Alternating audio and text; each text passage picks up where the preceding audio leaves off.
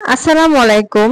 গরুর মাংস খেতে খেতে অনেকেই কিন্তু এখন বিরক্ত, মনে হচ্ছে একটু ডিফারেন্ট কিছু হলে কিন্তু ভালোই হয়। সেক্ষেত্রে আমার শাশুড়ি এভাবে গরুর কোরমা রান্না করে। আপনারা চাইলে এটা খাসি দিয়েও করতে পারেন। তো আমরা এখানে গরুর মাংস দিয়ে করে থাকি। এটা সম্পূর্ণ আমার শাশুড়ির রেসিপি। তো এখানে পরিমাণ মতো আমরা মাংস নিয়েছি। আপনারা যদি এর বেশি পরিমাণে মাংস দিয়ে থাকেন সেই ক্ষেত্রে আপনাদের মশলাটার পরিমাণ বাড়িয়ে দিবেন। তো মাংস দেওয়ার পর এখানে গরম মশলা দেওয়া হয়েছে, দারচিনি, এলাচি, লং, তেজপাতা দিয়ে এখানে দেওয়া হয়েছে আদা রসুন বাটা, তারপর হচ্ছে পেঁয়াজ বাটা, ধনিয়া গুঁড়া, সামান্য পেঁয়াজ কুচি, তারপর এখানে দেওয়া হয়েছে কাঁচামরিচ বাটা। আপনারা চাইলে কাঁচামরিচ ফালি করেও দিতে পারেন। তারপর এখানে পরিমাণ মতো তেল দিয়ে সব মশলাকে সুন্দর করে মিক্স করে নেওয়া হয়েছে মাংসের সাথে। চুলা কিন্তু জ্বালিয়ে দেওয়া হয়েছে। এরপর এখানে মিষ্টি দই দেওয়া হয়েছে। আপনারা যদি টক দই দিয়ে থাকেন সেই ক্ষেত্রে নামানোর আগে আপনাদের চিনি দিতে হবে। তো এই ক্ষেত্রে যদি আমার মনে হয় যে মিষ্টি দইটা দেওয়াটাই আর কি বেটার। তো এরপর মিষ্টি দই দেওয়ার পর এই দেখেন ভালো মতো এটাকে মিক্স করে নিচ্ছে।